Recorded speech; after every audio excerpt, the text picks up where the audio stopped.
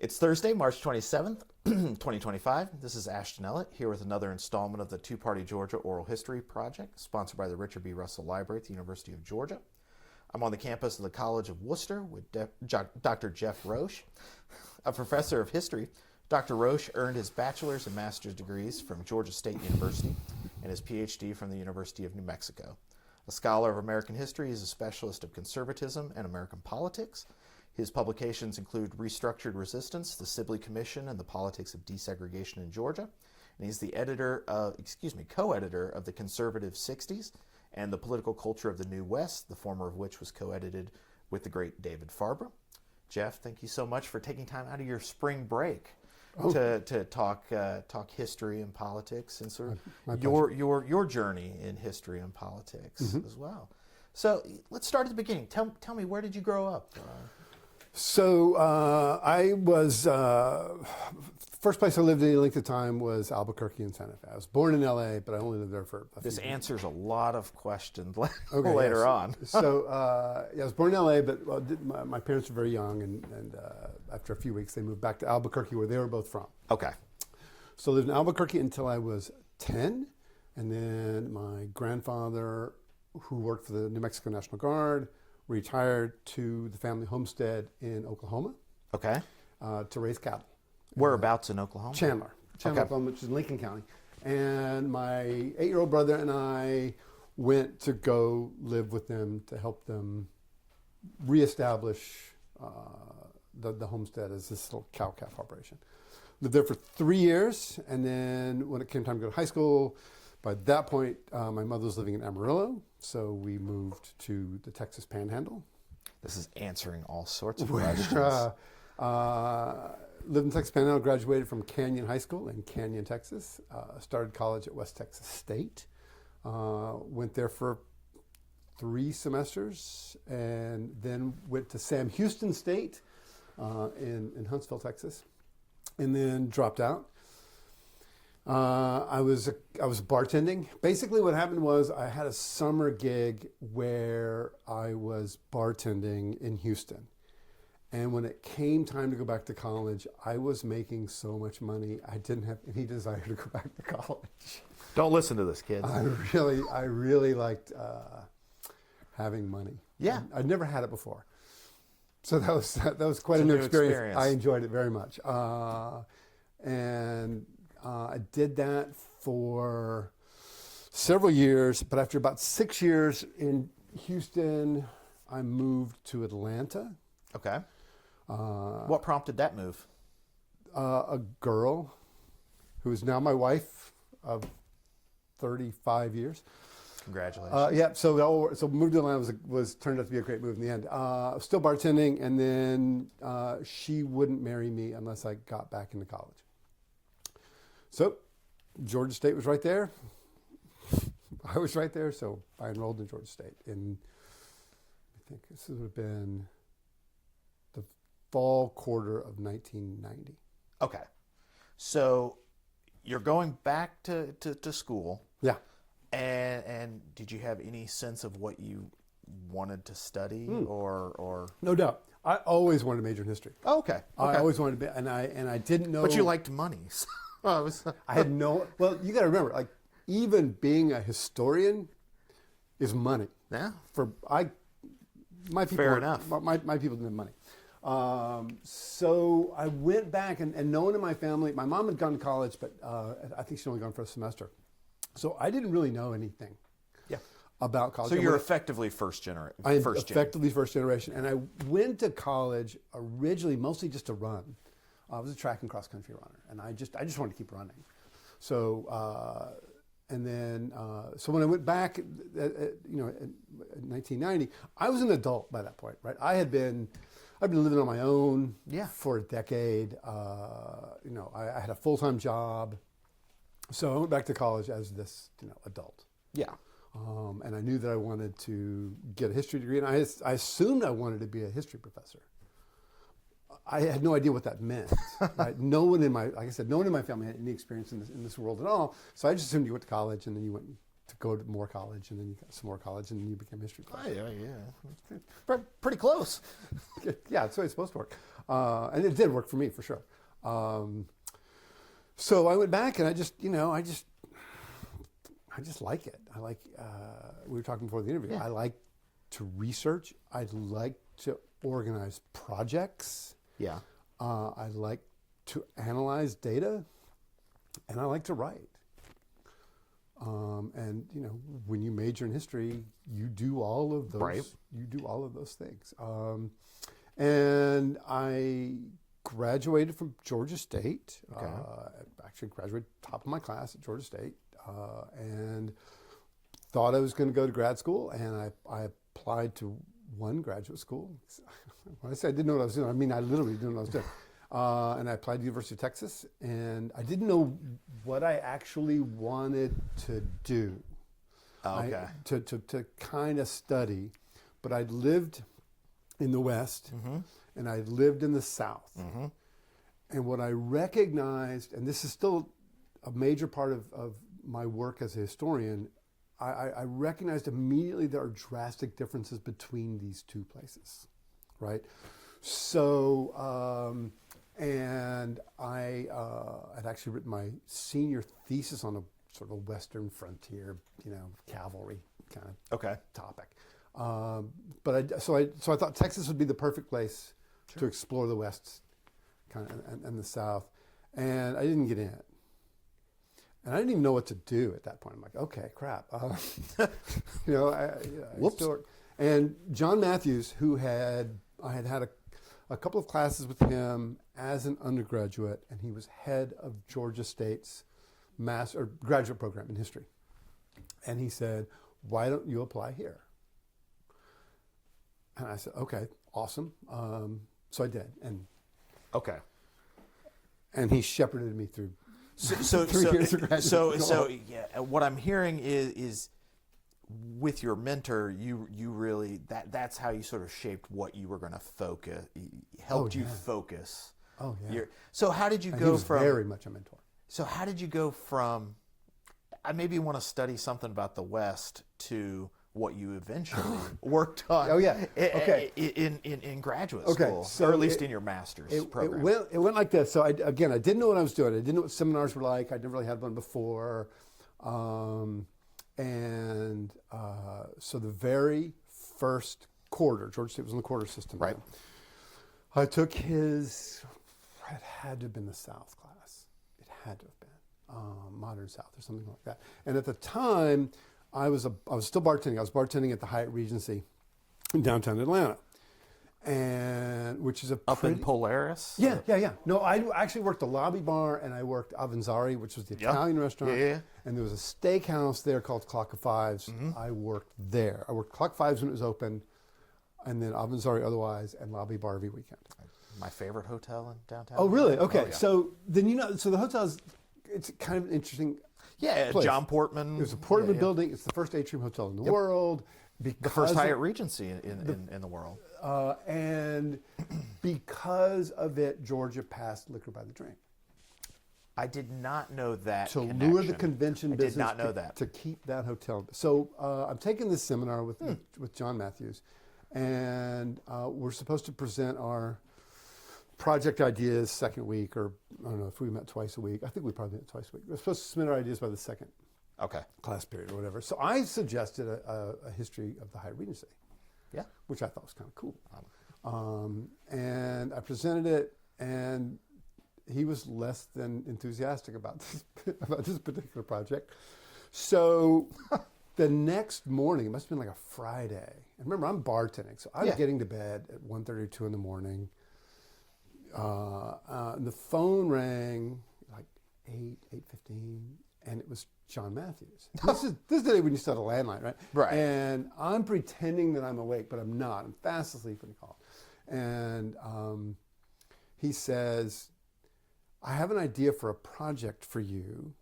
My wife is the head of special collections at Emory, and they have a series of papers there about some hearings in Georgia that no one has ever done any research on. I want you to go over there and see what you think. Okay, cool. and it was the Sibley hearings. Yep. So I went there that day, and they're both just lovely people. Linda Matthews. I was going to say it had to be Linda Matthews. It was. She was just the sweetest, kindest, fiercest, brilliant, fantastic archivist, and just a great person. So they gave me kind of free reign over these boxes. So I wrote the paper on the Sibley Commission, and Georgia State's master's program was like 6 quarters, something like that. Maybe I don't remember, not 9. So usually we take 2 classes or 2 seminars each one, and you were allowed to take a certain number of undergraduate courses. The cross-listed. Yeah, that kind of thing. And in those courses, I probably found a way to write about the Sibley Commission 3 more times. I mean, that's the grad school hack, right? Is just find it and stick with it. And to be honest, it just fascinates me. Yeah. Just to give a little context. Yeah, please. This was a series of hearings where Georgians got to sit down in a witness stand or in a situation and tell a committee of this blue ribbon panel whether or not they wanted to, A, allow the maximum amount of segregation within the legal system as is humanly possible, or B, eliminate public education in Georgia. Those are the 2 choices they were given. And I'm sitting there just reading person after person after person saying, yep, get rid of it. Something like 80%, 90%. It was 65, somewhere around there. It's been years since I Right. I promised you I'd review it before this, and I didn't. This is deep memory. You don't work on a project like this and forget. Yeah, you do. Details. So not the broad strokes. So it fascinated me, and I was always, when I would approach it, I'd think, what's another angle that I can use to explore this, wild event, and that's what it was. It was wild. It was just human drama and stuff. So then it came time to do a master's thesis, and it was obvious what I was going to do, but I didn't. No one ever told me what a master's thesis was supposed to look like. Right. And I didn't know enough to go look for an example. So I just started writing these chapters for John. And I would turn them in, and then he would give me back the one that I had done previously with comments on it. And then the next 2 weeks or so, I was cranking these things out. In the next 2 weeks, I would hand him something new and something revised. And then he would hand me something that had been revised. So every chapter got like three passes. Oh, wow. Wow. Yeah. Like I didn't know this isn't the way that it normally works. Yeah, I was like, wow. And at the end of the day, when I was all finished, it was 322 pages. A master's thesis. Yeah. My dissertation was 323 pages. My dissertation was shorter than my MA thesis as well. But I didn't know. Honestly, Well, kudos to John for allowing you to do that and giving you the time to do. It's hard to. This is an outlier for any graduate student or anybody who's thinking about graduate. This is a real outlier. This is not. Yes. Jeff is right. This is not usually how No, things go. it's not. And he did a lot more than that. He really protected me from a typical grad school experience as a graduate assistant. What do you mean by that? So I think I know, but for the whole time I was there, I never had to grade papers. Yeah. I never had to work in a classroom. So I worked at the Martin Luther King Papers Project. Mm-hmm. Every year Georgia State gets to send one student. I think I did that. That's a whole interview in and of itself. I get to work by myself. I was working, this was volume 4, which was 57 to 58. So Stride Toward Freedom. Yeah. And then basically King is flying around the country, giving speeches, raising money for the SCLC. Right. Because this new they're trying to figure out, and he is their main source of income. Is Abernathy with him at Oh this yeah, point RDA is already? part of it. Okay. Yeah, RDA. Wow, I'm slipping back into King lingo. There we go. Yeah. So my job was we had King's calendar. Okay. And so we knew where he was. And my job was to go through newspapers on microfilm in that place on that date or the date after to try to find if they ever quoted him. We were trying to get just trying to capture every moment of his voice that we could. So that's what I did. Every day I sat at a microphone reader reading stories about King, and particularly in black newspapers. I was getting ready to say white press or Yeah, American press. Other than in the big eastern and western cities. Yeah. King's Visit didn't get a lot of press in the white. But one of the things I created while I was there is I went to there used to be this is ancient research history here, but we used to have a book called Newspapers and Microfilm.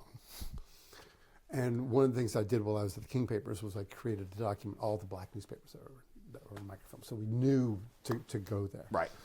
This so is long before ProQuest, African American newspapers, right? Yes. Research today is so amazing to me. A blessing and a curse, I would say. Oh no, it's all blessing. It's all blessing.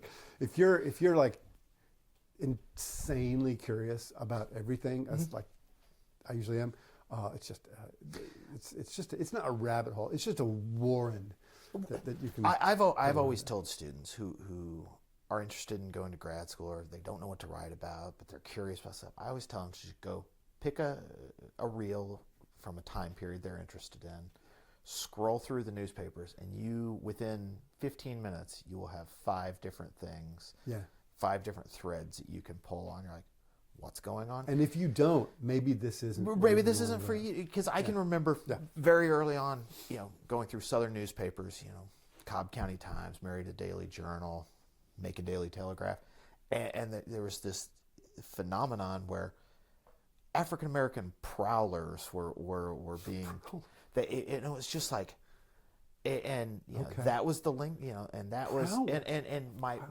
it was something I never pursued, but my thought was, how many of these prowlers being killed are not counted in any statistics that we would traditionally put in terms of lynching? Just like, and you can just go back and look at all of these prowlers who are being killed throughout the Deep South, and I was like, that was, it fascinated me in a very morbid, dark way, of like, that's something somebody, and it was all just from scrolling through the newspaper. Richard White talks about in a time period when you're studying, there's certain words that when you see them used in a particular way, help you understand the people of that era. Yeah, the time period that we're talking about with the Sibley Commission, when the leaders were called Solons, that word just always showed, and I swear to God, it only showed up from about 1945 to about 1965, like this period of like, your leaders, they were these Solons, and I don't know if that was created by somebody at the Atlanta Constitution or whatever, but it was throughout that period where you talked about these sort of elite. Oh yeah, state, John Sibley, Ernest Vandiver, all these folks, and thinking back to the Sibley Commission, could such a thing even? Can you contemplate such a thing happening in the 21st century in the way you compile these great men, and they were all men, and they were all white men, right? And you had John Sibley, who was a banker and a lawyer. Okay, so he's not just any banker or any lawyer. This is the guy who's president of Trust Company Bank, which is the biggest bank in the South. Jeff has successfully taken the bait. He's the managing partner of King & Spalding, the biggest law firm in the South, and he's general counsel for Coca-Cola. Yep. Yeah, so this isn't just some normal banker. Yeah, he's Mr. Woodruff's banker. Exactly, and friend. That's right. Right. And yes. Prominent member of the Piedmont Driving Club and that whole. Yeah, it's and it's odd because, like, from my kind of background, that kind of elite is just so hard to comprehend. Same. On the one hand, Yeah. but on the other, so easy to understand. Yes, I understand. I have a sort of an implicit. Grew up, middle class, rural, Southern Illinois. We didn't have John Sibley's. No, but you had smaller versions in Carbondale. Yeah, the small town rich man. Yeah. That you could The small town rich man, yes. that you could find in those every communities. town. Yes. And this is just a question of orders of magnitude, right? Or the question becomes, when does a difference of degree become a difference in kind? Mm-hmm. Right, and Like and that's absolutely the case when it comes to the When it comes to Sibley Sibley Commission. and Woodruff, absolutely. Their politics. And we can talk about, like, during desegregation, right? The process of desegregation. There is a point where a level of affluence and success, material success, separates you from, and we're talking whites, white Southerners, From many of the separates you implications. from the working class white, the redneck, the cracker, so-called. From anybody. Right. Who doesn't look and act just like you. Oh, yeah, it's a completely closed off. And that very much skews their thinking in terms of open schools or voluntary placement or But also, to some degree, guys like Woodruff and Sibley are able to have the view from 30,000 feet. I mean, this is what Kevin Cruz talks about in his book on Atlanta, that they're able to see why you can't sacrifice public education because it will destroy the economy, and they'll be okay, right? Coca-Cola will be fine. Mm-hmm. John Sibley will be fine, but they recognize that, the knock-on effects of that. yeah, well, they've seen it, right? I talk about this in the book. I think it's the Harvard Business Review. Something comes out right at 60 that's demonstrating the economic effects of Little Rock on the town of Little Rock. Right. And it's right there in black and white. Growth, nothing. And these guys they're trying to build Atlanta. They have a vision. Mm-hmm. Say what you want about Atlanta and LA and Phoenix, Oklahoma City, the boosters that run these places. They are not lacking in vision. Right. Especially New South boosters or Sunbelt boosters. They wouldn't have called themselves that at the time, but that's what it was. Oh, that's and so one of the things I like to point out in terms of how you can do this. Phoenix and Amarillo in 1930 are the same size. So Phoenix did something right. Right, and it was power. There's a great book about this, but you're right. Betsy Shermer's work. I was thinking more along Andrew Needham's book on they found cheap power, which turned out to be the success. That's how you drive 60s and 70s growth, is cheap electric power. Government subsidized cheap electric power. Man. Oh, anyway, so these boosters, Sibley, Woodruff, these other guys are able to see things that it's tough. What happens, I think, is that they flex a degree of muscle in the political system that they had not yet been willing to exhibit. Not willing, maybe not the right word, but the stakes had never been so high. Right. So they're able to, force the political system to their will, and that's what they do. When that hearing ends, right, to the earlier point, and that report comes out, the old guard, Roy Harris. We're talking about Roy Harris. We're talking about Talmadge, Herman. They were dead set, and then the UGA thing breaks. Yep. And so basically, UGA is forced to desegregate not long before, but months before the public schools have to, and none of the And members, that was unanticipated. that was completely unanticipated. Right. And these, the Georgia State Legislature, 85% of them had gone to University of Georgia. We're not going to close UJ. That just so then. Yeah. Then they meet and they have they have this big meeting, and then The old Sibley gets his way. the push comes to shove. The push comes to shove. Moment. And they're still working to preserve the maximum amount of legal segregation without closing the school. So let's not assume Right. I mean, that's almost the pro forma. Every comment has to be prefaced. Even the ones who are members of Hope, for example, it was Help Our Public Education. Yeah. It's almost, you have to utter the shibboleth that, I support segregation. Oh yeah. I wish we could keep our way of life, but Right. And all they did was they just adopted the same kind of geographic system that had been used in the North. And again, this goes back to Kevin Cruz's book, where a geographic shift then takes place in Atlanta, and Atlanta's still 90% segregated. Right. It's residential segregation, self-sorting. Well, some self-sort, others don't have the means to sort themselves. But also the rise of private education, private schools in the South.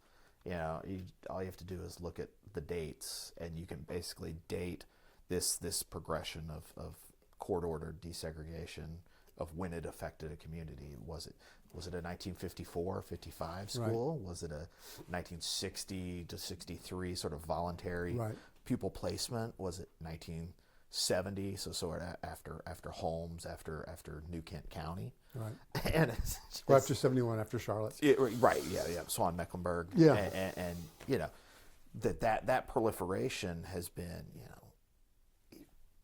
one of the knock-on effects. Well, you could argue that the shift in this century towards homeschooling is just another iteration of a rejection of the message of public schools, no matter what it is.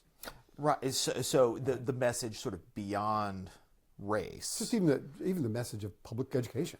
That maybe parents, the so-called government schools, epithet that some version is of often that. thrown around. Yeah, some version of that. It's it's part of it. I mean, this is hardly original, but we have a steady erosion in sort of faith in institutions that's been happening over the last half century, and we're seeing that has all kinds of effects and trust in public education. We have a bond issue here in town. We have to do these like, I don't know, seemingly every half decade or so. Okay. Where we as a community have to vote to for a levy to help support our local public schools. And every time it's just this huge fight for a 16th of a cent or something along those lines. And it's sad to watch. But if you read the local paper and you read the letters to the editor in the local paper, you hear these just arguments against public education. Yeah, that's right. It's in the South, or at least in Georgia, I'll say I know Georgia the best. We have the special purpose local option sales tax. So that is how we fund sort of the additional support for education projects, the eSplost. And there is also a T-Splost, which is less popular than eSplost. But, it's the Southern way, right? Make it a sales tax. Right, yeah. Get the tourists who come in for football games to pay for your schools and things like that. I think it might be a property tax. I know Clark County's maxed out in terms of its educational millage, so that's probably where everything has to come from supplementally. So for the viewers at home, I'm married to a certified public accountant, so I don't have to know any of this stuff at all, and I don't. And my wife is a public school teacher. She teaches first grade, so I live and breathe this stuff. Yeah. Okay. Fair enough. So you've written this 322 page master's thesis. I think I even have a copy of it in here somewhere. Maybe. It's probably. Here's the best part. It's a load-bearing thesis. Here's the one of the. So you've got to turn it in. Yeah. and you have to have it bound. Yes. And I think 3 copies to the university, and then I wanted one, and I wanted my parents to have one. I wanted Kathy's parents to have one, and I can't remember who else. So Georgia State didn't have I don't think, a printing center, a print center. It's a little before that. This is 95. Okay. Yeah, 95. This is 95. So my wife had a job as a receptionist and a translator for a paper printing company. Or no, they were a broker. They brokered printing equipment. So they had a copier. So I printed out a copy at my house, probably with a dot matrix printer, and we went there to print it. But there was no sort feature. So we got there around 8 in the morning, and we were there for till probably 5 or 6 at night, printing out and putting these things. Putting these things together. So yeah, that was. So I wrote this thing, and then I turned it in, and then John Matthews, again, said, "I think you should send this to the University of Georgia Press." Again, I'm like, okay. Sure. I have no idea. This isn't normal. I don't know anything about the University of Georgia Press. I don't know anything about anything. And we sent it to a guy named Malcolm Call. Yeah. Malcolm Call was the director of that press for a long time. He kind of, and Malcolm and John were friends. And Malcolm shielded me from everything. I mean, so it was like a pet project, I think.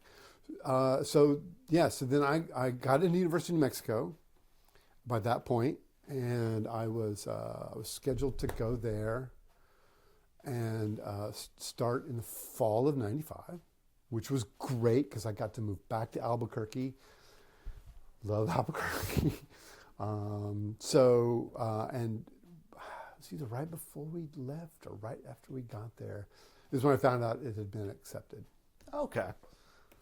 For publication. Will Holmes was one of the one of the second readers. I never got he was not there when I got to UGA. But obviously his reputation. Yeah, he was one of the greats of that department. Yeah, absolutely. From that generation. And one of the things I loved about Southern history was how friendly it was. They were all, we used to joke, like, when you go to the Southern, because I go to the Southern sometimes and I go to the Western sometimes. And when you go to the Southern, everyone has a jacket on and very often a tie. Mm-hmm. And it's good to see you. Good to see you. Damn, it's good to see you. And they give your hand and then go steadily up the arm, the better they know you, and as longer it's been since you've seen them. And Will Holmes is just, and they're also friendly, and there's a warmth. Yeah, there's a warmth there, especially among that generation of historians, which includes Jim Cobb, John Matt. So there's this kind of warmth. Even then, when they disagree with each other, there's a sense of camaraderie there. So Will Holmes was one of the second readers. So, I'm starting grad school with a book. Right? And Howard Benowitz was at UNM, and he agreed to read it and made tons of comments on it. David Farber had David wasn't there yet. Yeah, because he started it. David replaced Gerald Nash. He'd been around. So David is married to Beth Bailey, who is another amazing American historian, and they have had several positions over their career because they've always gone together. Right. And it's a great package. I mean, they're both brilliant, path-breaking scholars and writers. So they had come from Barnard, but before that they'd been at Kansas. Yeah. Where she wrote a brilliant book about what happened when they introduced the pill in Lawrence, Kansas. And before that it had been Hawaii.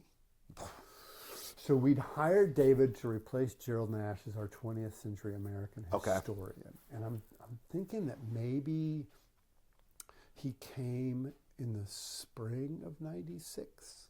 Okay. Something like that. So would you have gone to University of New Mexico with or without Howard Rabinowitz? Was the goal to go back? I still don't think I knew enough to know what I was doing. Yeah, I was wondering if this was just like a chance to go home. A lot of it was, yeah. Yeah, sure. So I applied to UCSD and UNM and Texas again. Didn't get in it the second time either. Not even with a book under contract. Look at that. That's rough. Yeah, I think I would have applied before the book was under contract, I think. No, their loss anyway. Yeah, it was all good. I would have chosen New Mexico regardless. Okay. So it didn't matter. So I show up there, and then I'm actually working on the book. Okay. My first 2 semesters of grad school. Okay. Which endeared me to all of my. They loved that. Yeah. So Rabinowitz is reading it. Farber shows up reading. Did Cliff Kuhn back at Georgia State? Did he read as well?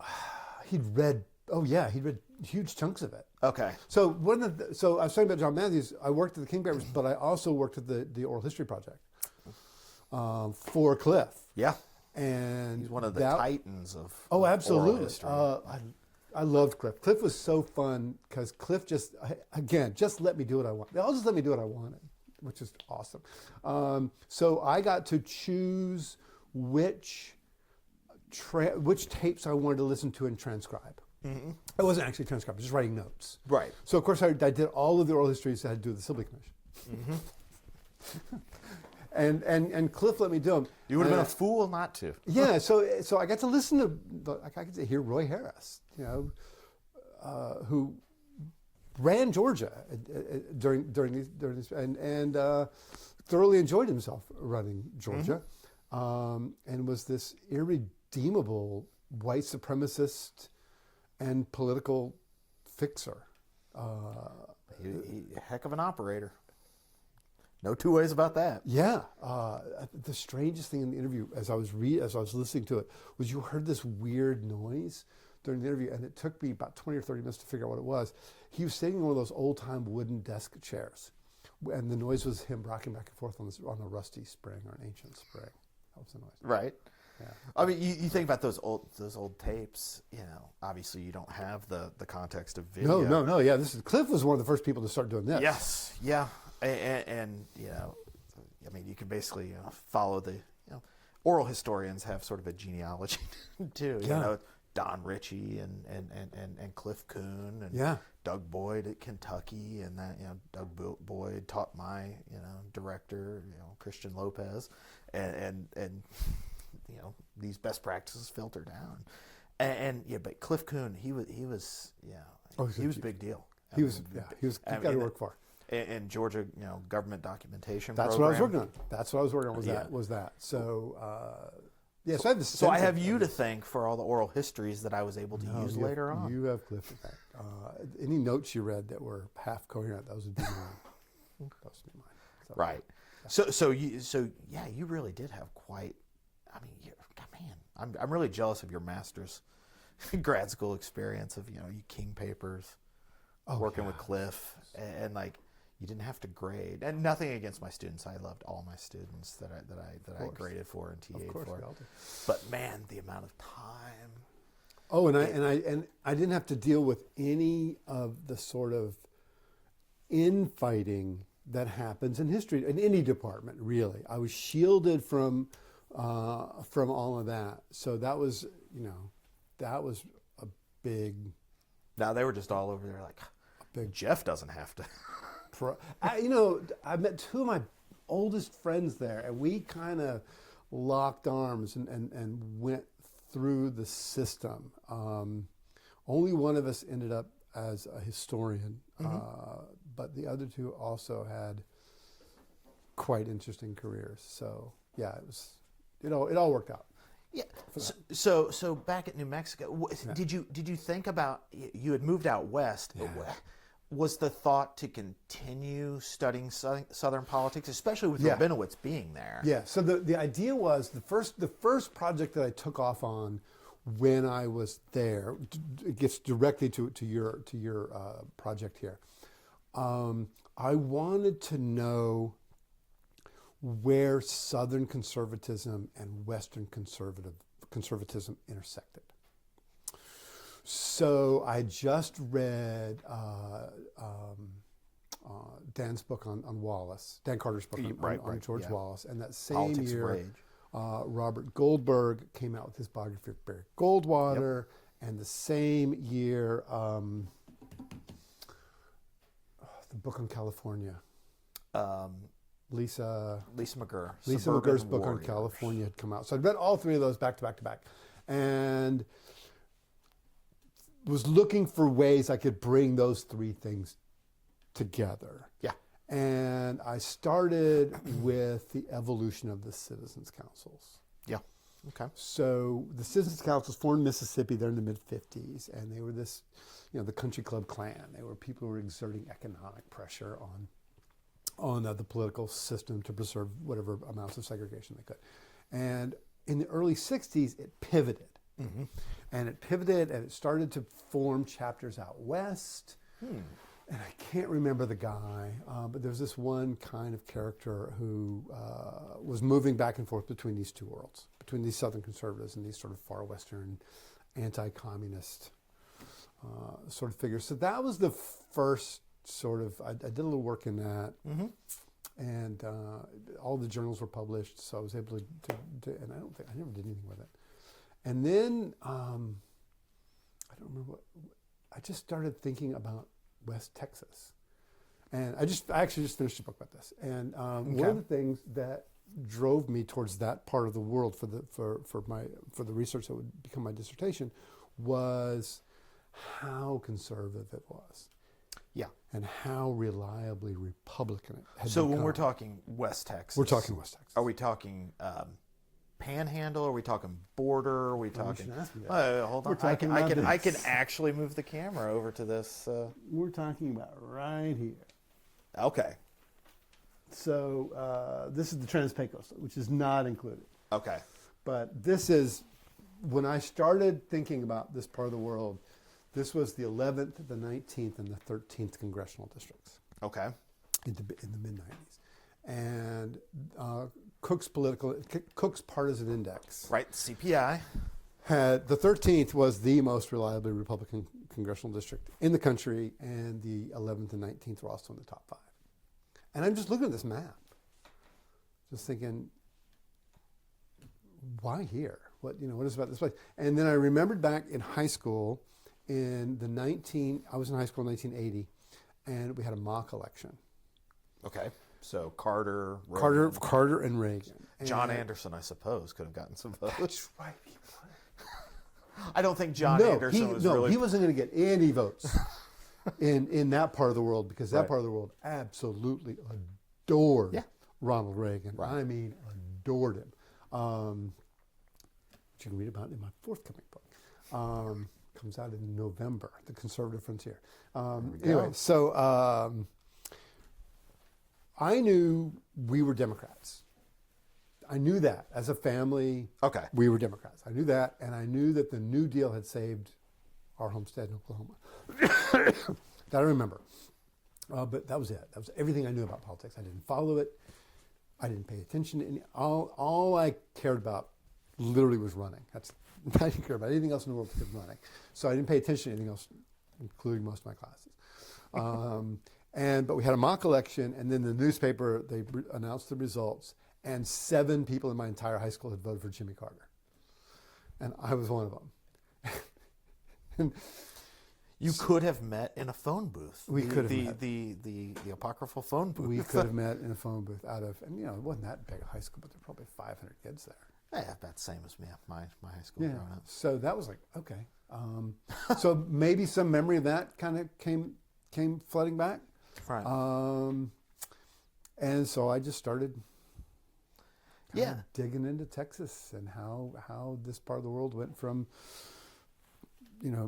Roosevelt in 1936 winning 90% of the vote in almost every single county to Reagan winning by the same margin. Just Or, because you had come from, you're interested in how Southern politics, and I always joke, it's like, I think it's Fort Worth is where it meets, but Fort Worth, Abilene, somewhere on that island, somewhere on I-20.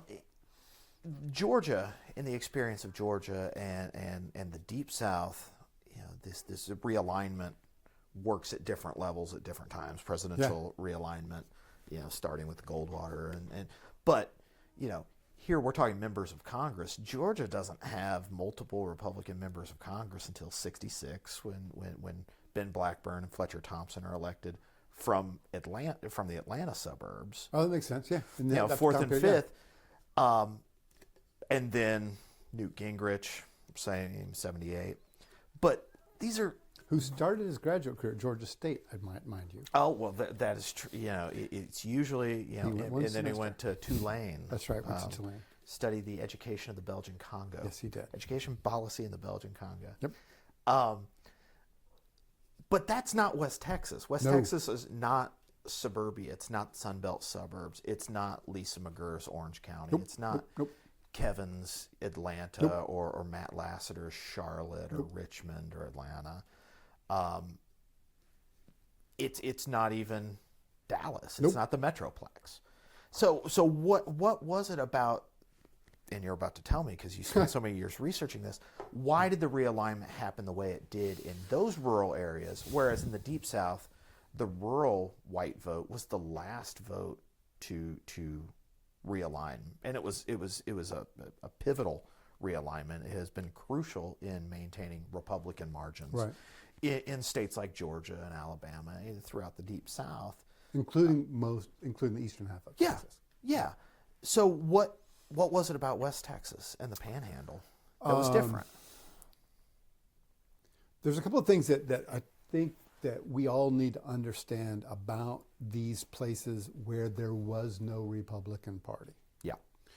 It just doesn't exist. Right. It doesn't really exist in Georgia. It doesn't really exist in Texas either.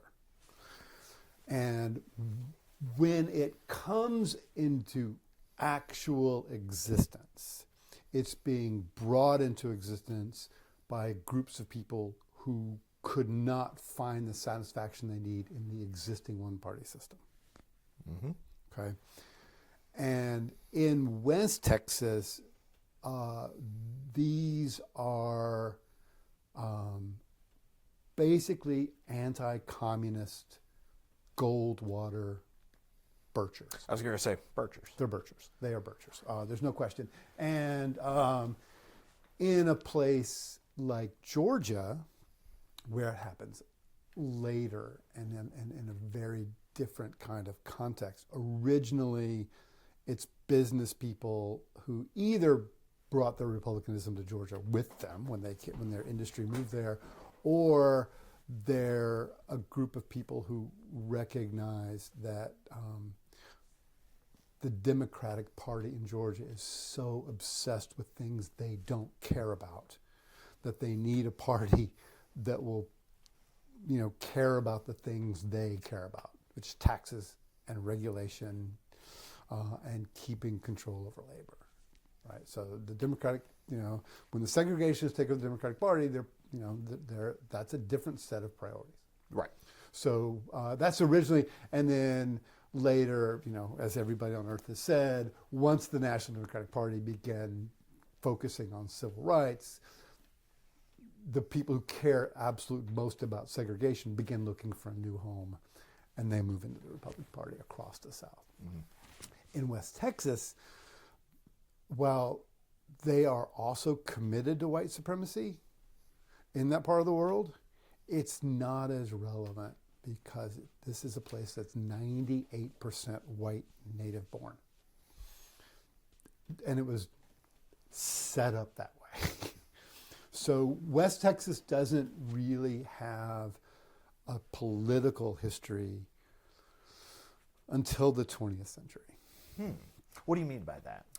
So most of this place until the 20th century, well, for 3/4 of the 19th century, This is Comanche, Kiowa, Apache. Okay. This is the frontier. This is literally, I mean, the Texas Panhandle over here is the heart of Comancheria until 1875. You just moving there is not an option. Right. Crossing it is an incredibly dangerous option. So, like all those Old West movies that, obviously aren't yeah, good histories. stagecoaches don't go through here. Yeah. They just don't. So the people who come through here are traders, or they're trading with the Comanche and this kind of thing. So the first sort of settlers, as we would understand them, are ranchers. Okay. And they're only moving there because the grass is great. This is part of the world's largest prairie. The grasses in this part of the world, I bore everybody to tears, but the reason it matters is when the grasses dry out in the winter, they retain their protein. So this is a part of the world that's been feeding megafauna for thousands and thousands of years. You've morphed into Don Wooster, like before my eyes. Don Wooster said, I love this, one of my favorite historical quotes, once said, the grass is merely the impersonal mean. Cows are simply the impersonal means of turning grass into money. That's it. Here's grass. No one wants to buy it. I'll let this animal eat it, and I'll sell the animal. Right. So they move out there, and they figure they're going to be out there for a long time because nobody else wants this. You can't farm it, not with what you had available in that time period. And over between 1876 and 1910, enough new tech emerges, so they can figure out how to maximize their yield, and they don't need as much land. So ranchers and railroads, who by this point own millions and millions and millions and millions of acres in this part of the world, try to figure out how to sell it. And the way they sell it, and they do that, and all of them do this, they sell it to people as a new white homeland.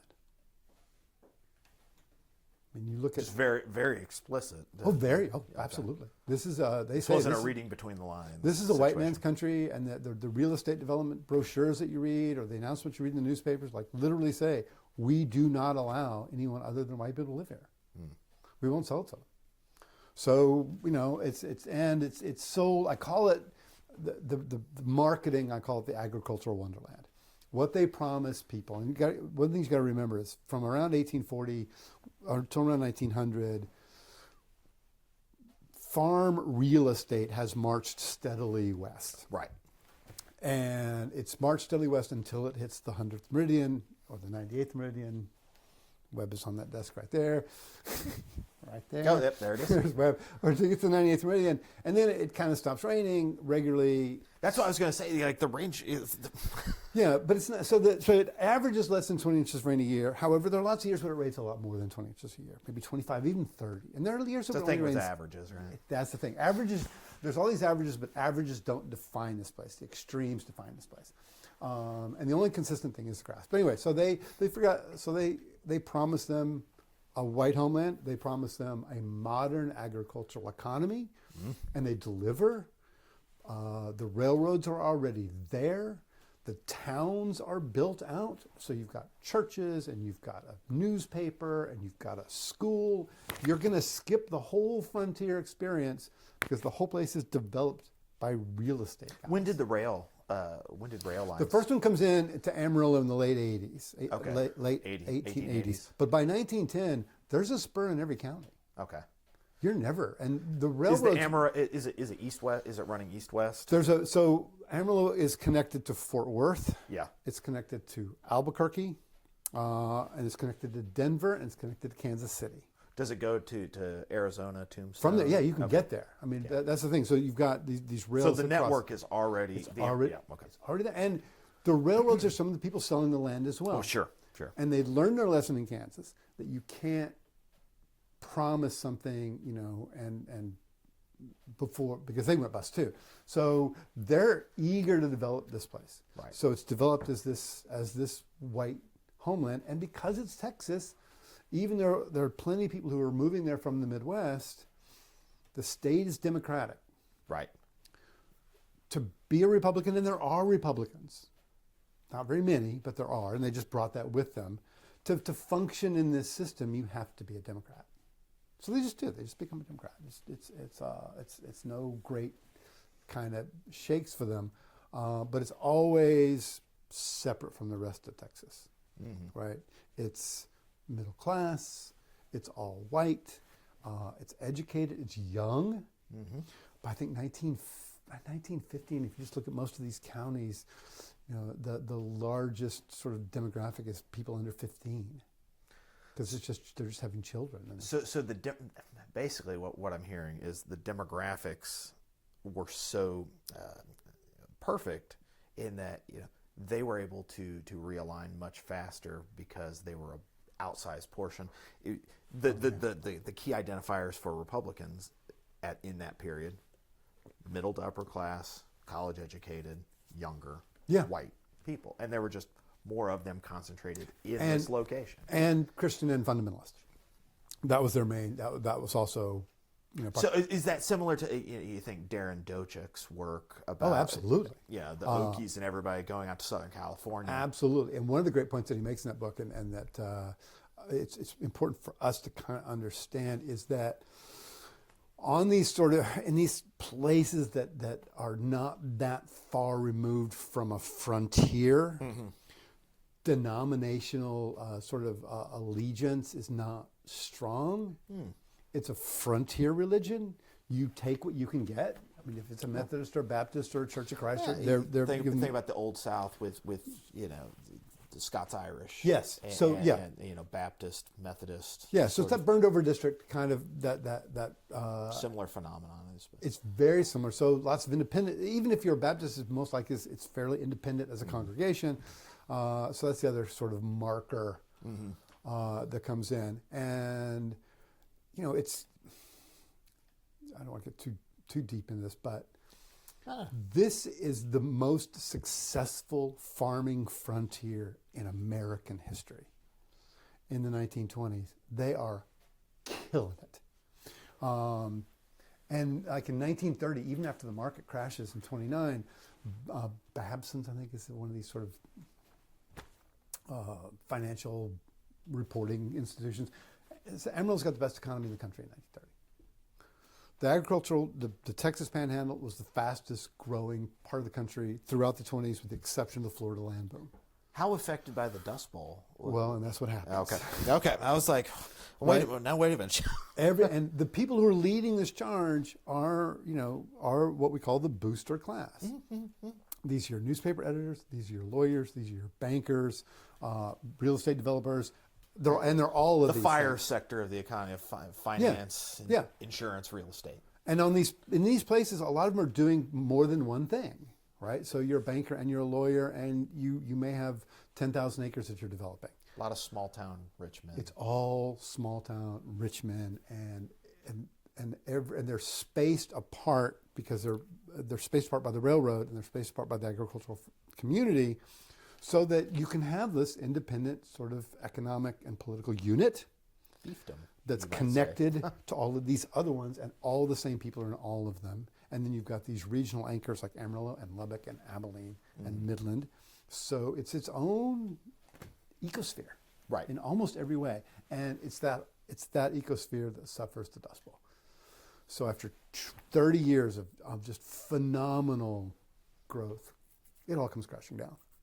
Through the fault of, they were victims of their success. They're over. Or do you take a more sympathetic? Okay. Farming is gambling. All right. Well, maybe not as much anymore. But back then, farming was gambling, and they were farming in a place that, historically, and they knew this, but they thought they had beat it. Right? They thought they had mastered. They thought they figured it out, and lots of people do that in this part of the world. They think they figured it out. So, and it's an entire economy based on agriculture. The whole idea was to become this new form of agricultural system. It's middle class. It's family farming. These are not homesteads. This is commercial, tech dependent. Right, they're plugged into the national, global market. Yeah, it's the wheat market in the Panhandle, and it's the cotton market in the Southern Plains. By 1925, Lubbock is the cotton capital of the world. They're producing a different kind of cotton. They're producing a different kind of wheat, and they're using different kinds of tech. So it really is completely different from any other part of the country, except what's going to happen in California. That's this is going to move further. So yeah, it's and then the Dust Bowl comes along, and then the New Deal comes along and completely transforms their relationship Yep. with the federal government. And for the farmers, they just plug the federal government into the system. Right? They're getting checks. Okay, this is just another part of the financing of the thing. But for a lot of the small town elite, they have issues with it. Well, compare and contrast for me. You think Jack Temple Kirby and Pete Daniel and all these books about the impact, Tony Badger, the impact of the New Deal on the rural South. The push and pull factors of tenancy, pushing sharecroppers off the land, mechanizing the farm in the South.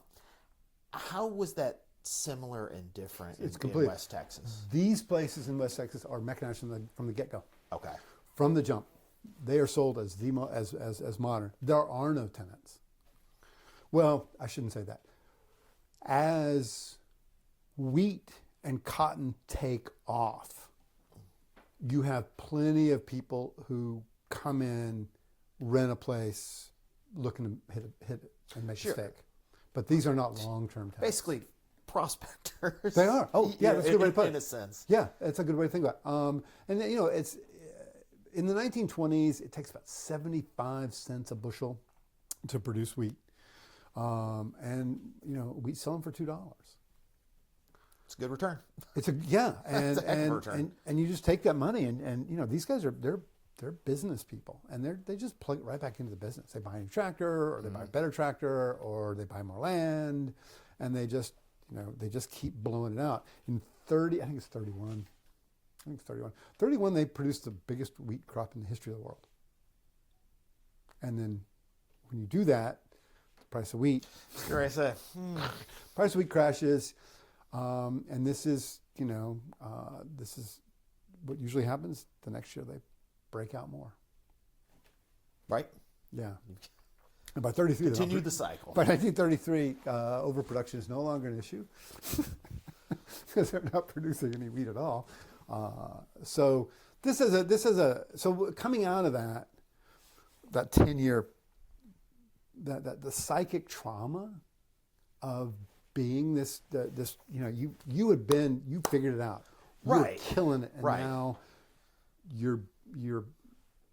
you're seen as the villains in the greatest environmental crime in history. And it's not our job as historians to psychoanalyze, but you can't help but to go from the top to to suffer the amount of environmental degradation, the physical and emotional trauma of and many scholars and sociologists have done this fantastic work in explaining that and analyzing what that meant.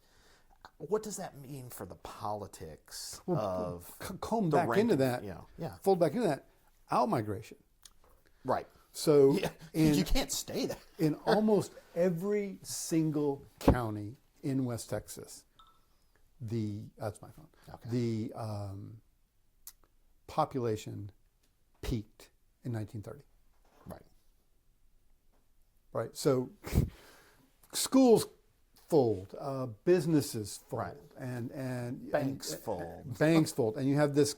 And what's happened since then, over the last 90 years, 95, I guess, is the contraction of population and economic power into Amarillo, Lubbock, Midland, Abilene, and then to a lesser degree, a place like Sweetwater or Canyon or these other places, and the erosion of the villages are just gone. It sounds a lot like rural, South Georgia, in that you have, out migration. Yeah. And you're still able. People of means move either to the city or out of the region. The other part of it is tech has come so far that you can still produce the same number of bushels of wheat in a county with 30% of the population that took in 1930. Mm-hmm. So yeah, it's still super rural, and the towns are dying, but you're still producing wheat and cotton. Mm-hmm. So there's still those commercial family farmers that are enjoying some degree of success. Right. Now, how much family farms, the trend or the phenomenon of being purchased by multinational corporate, has that affected? I can't answer that. Okay. I don't know enough about the contemporary situation. So what's the periodization of your I your am in study? 76. 76. Okay, interesting. So the whole idea of the book is the subtitle is The Origins of the New Right. So once the New Right comes in, and I associate the New Right more with the South than I do the West, Sure. usually, and it's it's more professional and what's the? I say sure. That's a huge debate, and that would spark an incredible debate over the Southern California and all sorts of different. Yeah. So to me, the New Right. It's more professional. It doesn't ask as much of its adherents. So if you're old right. Like if you were a member of the John Birch Society, right, and you're Bircher in Amarillo, you have a lot of things to do. You have to screen a certain number of films a week. You're supposed to read this book, and you're going to go to this meeting, and you've got to. There's lots you literally have to do to participate in this movement. Mm. If you're trying to get John Tower elected to the U.S. Senate in 1961, and you're a member of the Republican Party, you're expected every night after work to go out 3 hours and knock on doors, and you do it gladly. You're super excited about it. And the New Right is really just vote this way, give us some money. Right. It's sort of the light and airy conservatism of Ronald Reagan. Yeah. Which was a real departure from the old right. The old right is. There's a hard edge to the old right. You think H.L. Mencken, he's funny. That old, yeah. But man, there's an edge to it, and it is relatively rigid. So the key to understanding them, I think, versus let's say Georgia, is where they see the origins of a communist conspiracy. Mm. And the purposes of a communist conspiracy. In the South, it seems that communism is a really good way to explain the desire among African Americans for civil rights. Right? We don't have to pay attention to this homegrown movement of people who are beyond frustrated with their inability to be full citizens in this nation. You don't have to see that. You can just say it's communist. Whereas in West Texas, and I would argue also places like Phoenix and the hard right in California, these kinds of places, they honestly see that communists are taking over America, and everything they look at, they see the communist conspiracy, from modern art. In Texas, there's a textbook controversy, and they want to ban a children's song book because it has the song "He's Got the Whole Wide World in His Hands," because it's promoting one worldism.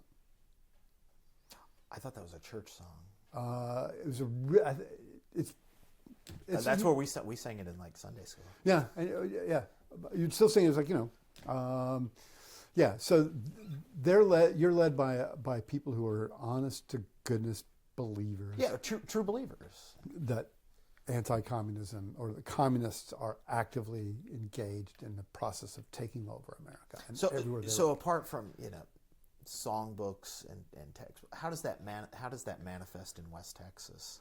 Oh, in the 50s, 60s, so 70s. So one of the things that happens, I think, is that it happens within this small town elite, the boosters, right? It happens among these people first. So one of the biggest John Birch Society strongholds in the United States is Amarillo, and one of its most active promoters in Amarillo is the editor of the daily newspaper. he calls the first meeting that will produce the first cell in Amarillo. Most of the media in this part of the world is promoting this kind of conspiracy theories, and it's born from kind of an anti-statism that shows up from the very beginning in this, because they've always kind of been isolated. They've been isolated from Texas.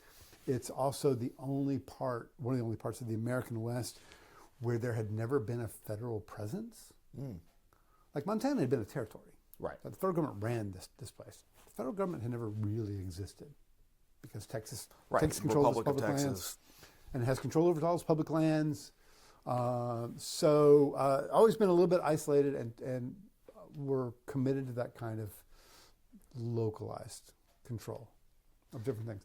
So you start to see by the 1950s, you just go to any meeting of the Rotary Club, and on Monday, the odds of you screening some 45-minute film that's coming out of the National Education Group at Searcy, Arkansas, at Harding College, which is promoting sort of right-wing anti-communism, is very strong. Big free market. You think Bethany Morton's book on? Yeah, absolutely. Lot of Harding College material coming. Yeah, coming in 1957, for example, a Lubbock banker wants to recreate Harding at Texas Tech, so he funds an Institute of Americanism with the whole idea, and they try to pass a law in Texas. They actually do pass a law in Texas that you have to take 6 hours of American history, because they thought that students weren't patriotic enough. So that's the understanding of the use of history is to teach. Well, there's been a proliferation of studies of conservatism, republicanism in Texas. You think Sean Cunningham's book. I'm forgetting the author. It's the title's Nut Country about Dallas. And how is your work sort of in conversation with those? You're on the rural fringe here, as opposed to these gentlemen who are writing about largely the big cities, the metros, the suburbs, right, of Texas. There's a couple of things that separate. One is a much longer time scale. Mm-hmm. Right, so this book starts in 1876 and it goes through 1976. Yeah, we would be hard pressed to find a. And it's one of the questions that I had going in was something we dealt with in. I did a book a few years ago called "The Political Culture of the New West." Right, and that came out of this thing with SMU and the University of Press of Kansas, where we wanted to create this book kind of from scratch to answer a few questions.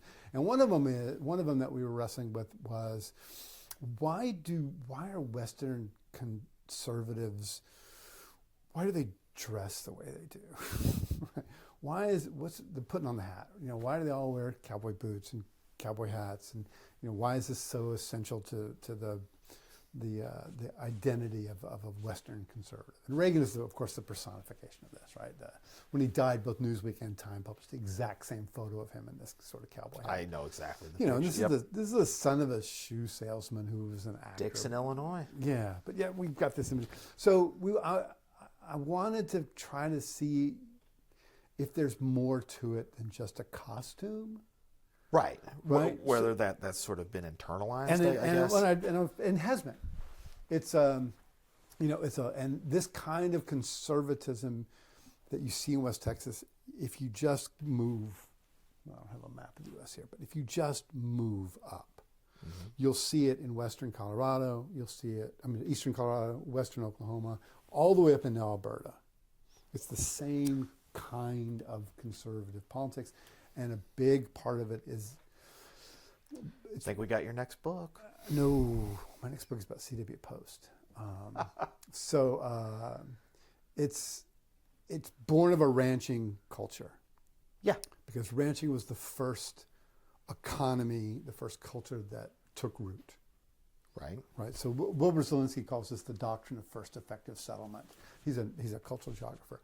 And the first group that can really lay claim to a place will have a long-standing cultural control over over that space. And that's just cultural control. But these guys, these ranchers who moved in, they have a particular way of seeing the world. They're a typical entrepreneurial culture. So ease of access into the industry is one of the things that an entrepreneurial culture holds dear, right? Silicon Valley, everything starts in somebody's garage, right? So here they built in a ranch culture. They built in ways of entry for white men. Let's be clear here. It's only for white men, but you could do it. It's a deal making culture, and it's a deal making culture where you're expected to be honest, and you're expected to work hard, and you're expected to fail. And when you fail, you're expected to get back up and do it again. Right. That's sort of the code. That's the code, absolutely, and it's fiercely independent, but also cooperative. Right. So a lot of that stayed in this part of the world as part of the culture.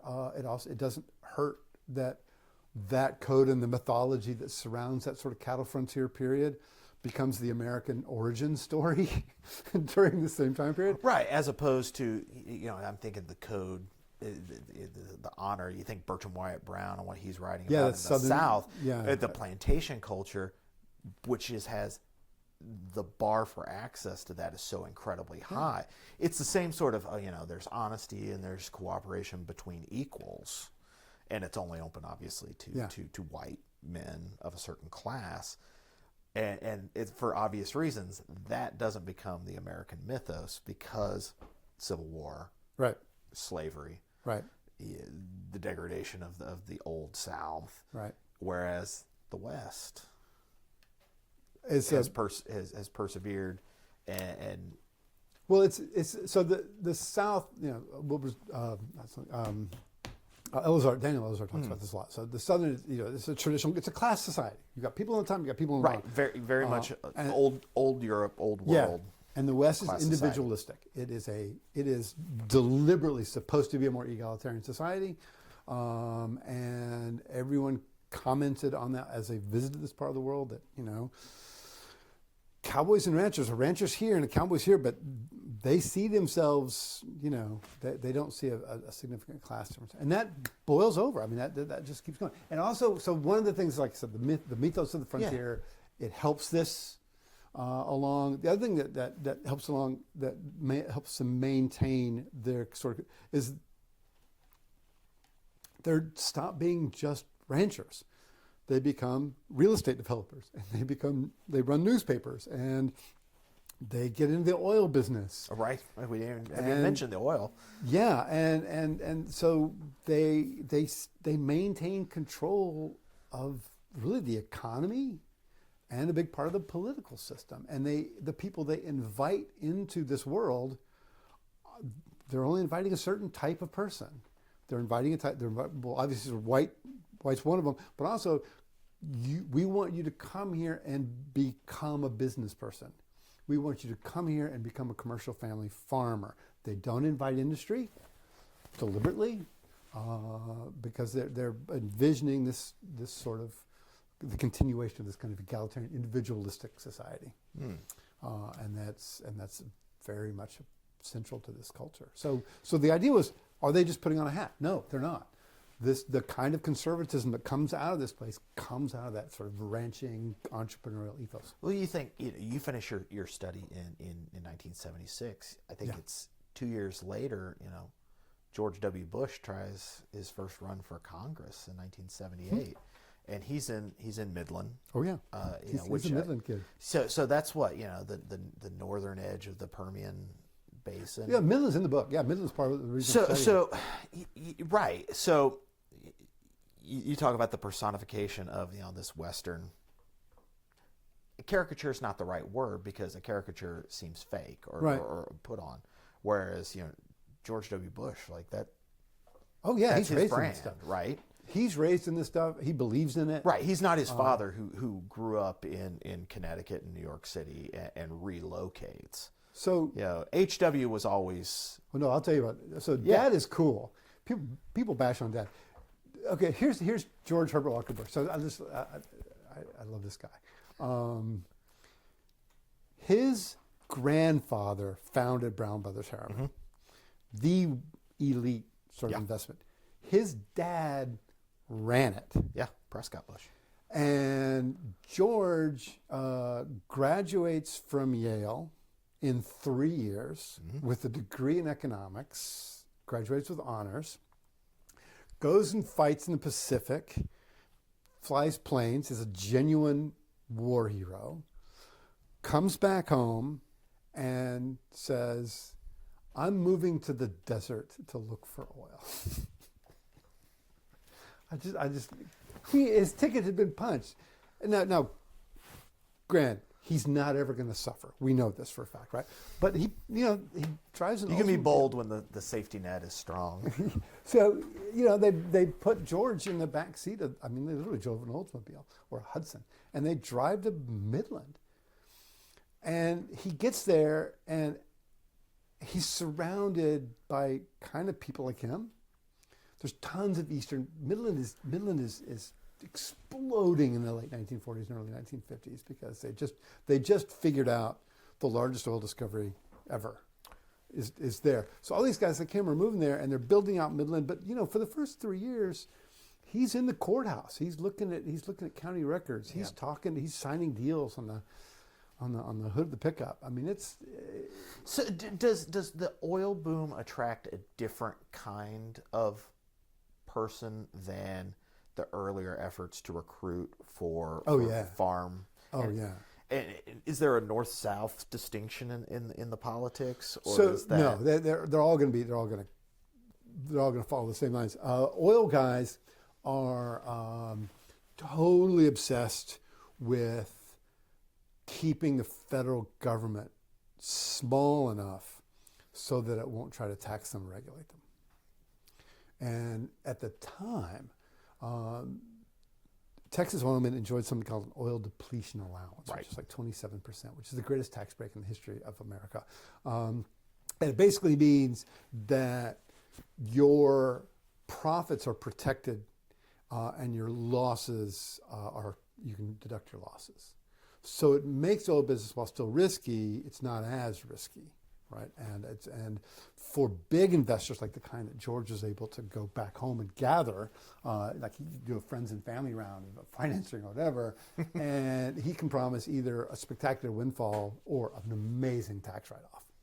Right. And these people love both of those things. So he's out there. It helped that the chair of the banking committee was a Texan, I believe, and the Speaker of the House at the time. And he moves on, and they lived Midland when Midland was rough. Yeah. At one point, he and Barb and George, for that matter, lived in a duplex, and the other half was a mother-daughter prostitute team. I think I read Mark Updegrove's book about the last Republicans. It's about H.W. and W. Oh, I hadn't read this book. Oh, it's a fantastic biography of the father and son. He's sort of blending that personal and politics. Yeah. Mark's the president of the LBJ Foundation. In Austin. Okay. Yeah. Don't hold the University of Texas affiliation against him. Dude, they're publishing my book. I'm perfectly happy. Well, there you go. Well, there we go. There we go. But no, it's a fantastic story about this and how their politics sort of diverge because of he has the old liberal establishment, the father that is, as opposed to his son who is pure Sun Belt, New West. Yeah. They're both super. The religious away, George H.W. lived and died an Episcopalian. Yeah. His son, Methodist, mainline. You have three choices if you're going to live in Midland: Methodist, Baptist, or Church of Christ. Those are right. The holiness. That's something that you really don't have in Georgia. Is sort of the Midwestern, Western holiness. Church of God. Right. Pentecostal. I'm sorry. No, you're. But so you just finished up this book. Yeah. And you already said you're onto your page proofs in 10 days. So we'll look for that. But you said you're already onto your next book, which is a biography. I'm going to write a cultural biography of C.W. Post. Why? He's like this Zelig sort of character in the Gilded Age, and it's a great sort of rise and fall rise story. He's connected to everybody, and he's strange enough to be interesting, but not strange enough to not be interesting. I don't know how to put that. And you can at least relate. You can still relate to him. I get a sense of where he's coming from, and I think he represents a kind of business conservatism that I think has not been studied as deeply as it could be.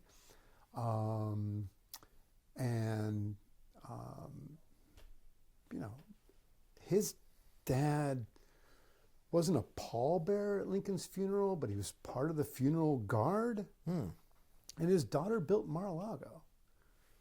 That's right. Yeah. So, and he's of a type he's a type what I call they have their office above the shop floor businessman. That sort of small National Association of Manufacturers guy.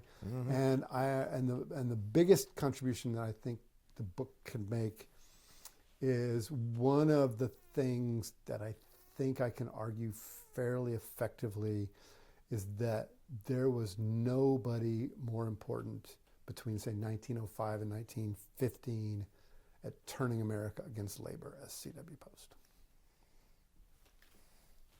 So, through organizations and through constant speeches and essays, C.W. Post in 1910 is the largest advertiser in America. Okay. No one advertises more than he does.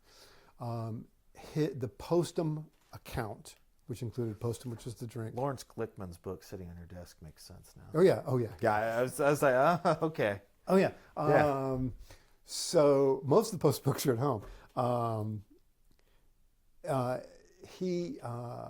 So 1910s, big stuff. Postum, Grape Nuts, and Post Toasties. And he is absolutely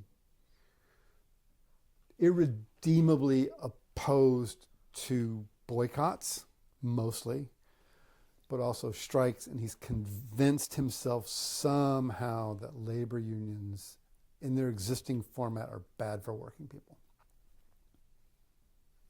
Yeah. So in his mind, it's not bad for him as and the managerial class, the ownership class. It's actually bad for. It's bad for everybody. It's bad for America. Okay. It's bad for America. He even tries to form his own labor union at one point that would be where labor and capital would come together in the same union. He invites Teddy Roosevelt to be the president, offers him, I think, $50,000 a year or something. I can't remember the number, but so he's just and he publishes these broadsides against labor unions in every newspaper in America, and they're thousands of words long, and refusal to run them means losing the Postum account.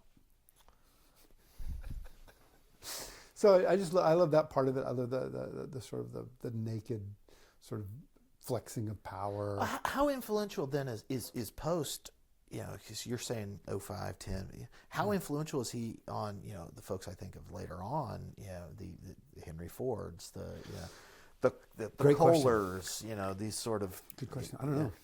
Guess we'll find out. I guess we'll find out. I'm on leave next year. I'm in the middle of. Basically, I've replicated his papers in JPEGs. Okay. Most of them, his second wife burned most of them, but there were a bunch of papers at Ann Arbor, and but yeah, he joins National Association of Manufacturers in 1903. Just as it makes a huge shift towards becoming. Are there records in Tennessee? I think they're in Delaware. Delaware. The Hagley. The Hagley. Yeah.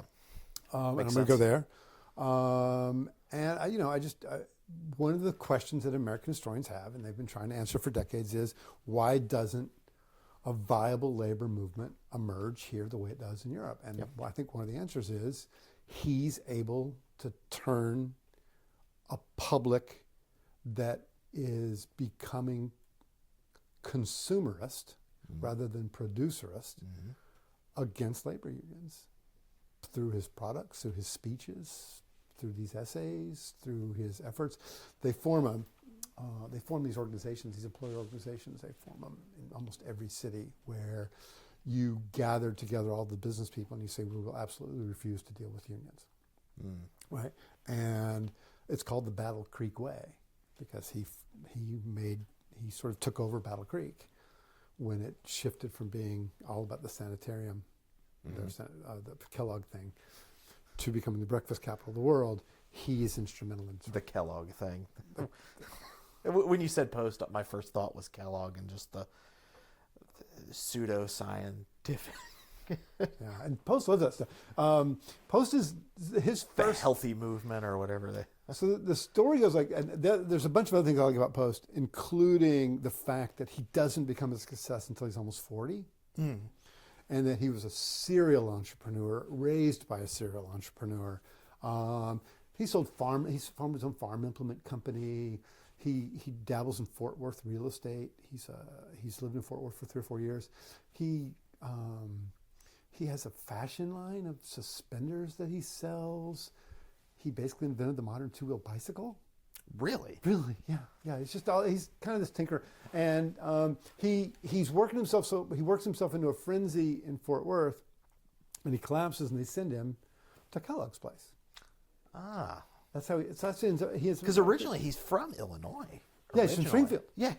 Born and raised. When Springfield, the Boosters are running Springfield. I mean, Lincoln is one of the Long Nine, and who make Springfield the capital, and he's as big a Booster as anyone. So much for Vandalia. Yeah. So he's so he works, and so he goes to the sanitarium, and I love this. Okay, I love this idea. Kellogg was a Seventh-day Adventist. And the sanitarium is a health center, we call it a health resort today, that when you go there, you're not allowed caffeine, you're not allowed alcohol, and you're not allowed meat. Right. And you're forced to exercise, you're forced to go to bed early, you're forced to get up early, and then there's all this other sort of crazy crap going on. Water treatments, and there's just all this sort of weird. But Kellogg was one of the most respected medical men of his day, right? So Post goes there, and the sand almost kills him. He's dying. The legend goes, with Post, you got to be really careful about. Yeah. There's lots of stories that may or may not be true. But the legend goes, Kellogg called his wife into the office and said, you need to get his affairs together because he's not going to make it another week. So she then, the story goes, introduces him to a Christian Scientist. And Christian Science he's all about using the power of the mind to heal yourself and this kind of thing, and getting in touch with a higher power. And he loves it, just loves it. And he starts eating again, and he gains his weight back. So the very first thing he tries is to create his own version of Kellogg's Sanitarium. Only one where you can eat meat. So he tries to go with Only one where you can you can eat meat. The guy loved meat. So, and from that, anybody who spent time in Fort Worth, you've got to have the You're right. So and he tries to replicate what Kellogg does, even like giving speeches and letting people think that he'd studied medicine. He's kind of a little bit of a con artist at this stage in his life. And then you weren't allowed to drink coffee at the sanitarium, so Kellogg had used this substitute. And then Post runs like a little R&D, and he tries to figure out how to do this substitute, and he comes up with Postum, which is America's first successful alternative to coffee. And it's wildly successful, mostly because of his marketing. He's an absolute genius at advertising. He invented modern advertising, as far as I'm concerned. When you go to Costco and they have the little taste stations, he invented that with Postum. Branding, he's the first guy to come up with a tagline, because this is the time when Americans are moving the way they shop away from walking in and giving a list to somebody to walking up and down aisles. So it's like C.W. Post, Alfred Sloan, Ron Popeil. It's like this sort of Ray Kroc. So I actually did a bunch of work on the Sloan. David wrote a book about Alfred P. Sloan. That's right. That's right. Yeah. I was one of his research directors for that. So he's this, and I guess I'm following David's footsteps, writing a book about a business guy. But the reason I came to him, and how I came to him, is in 1907 he buys 200,000 acres in just outside of Lubbock to form America's first and only capitalist utopia. So I was studying that. That always was where this story was headed. Yeah. Post. It was called Post City. Then it's just called Post now. But it's America's only capitalist utopia, and he spent millions. You had to own property. You had to own a business to live there. Yeah, everybody had to own their own home.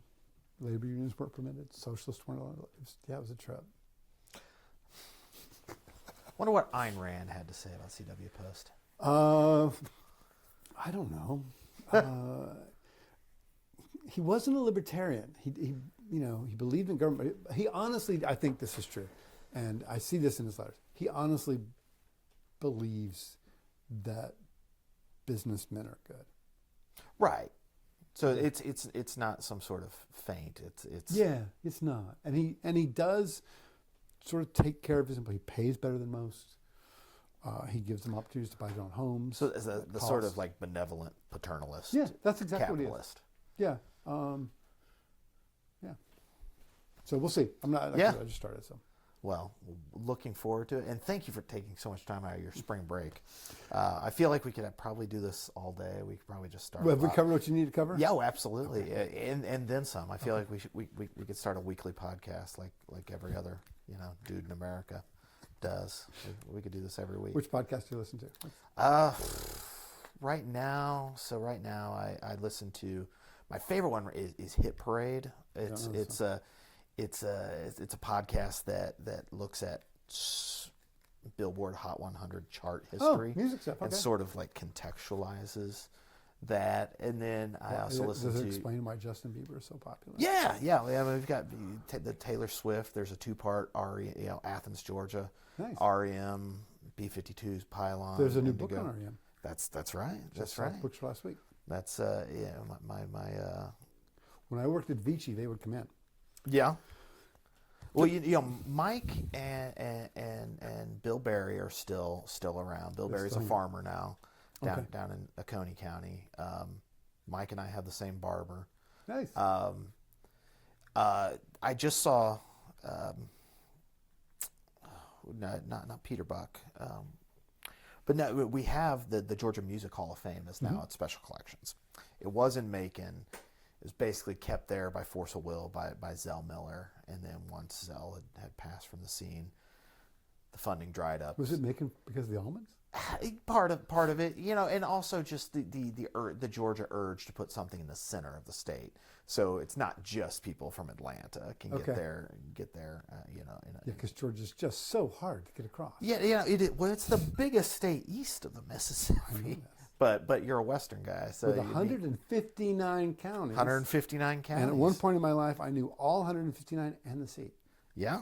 I knew every single one of them. I was working on the Sibley book. And exactly. I knew all exactly. And if it wasn't for the Great Depression, we'd have 161 because of Milton County and Campbell County. I didn't know that. There's a reason why Fulton County looks the way it does. Originally, Fulton County was basically a mirror image of DeKalb.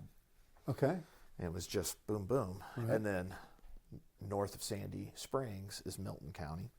And then College Park, East Point, that's all Campbell County. And both those counties, they folded. They went bankrupt, and it was consolidated into Fulton County. Okay, interesting. Yeah, and then the last new county that was created was Peach County, down around Fort Valley.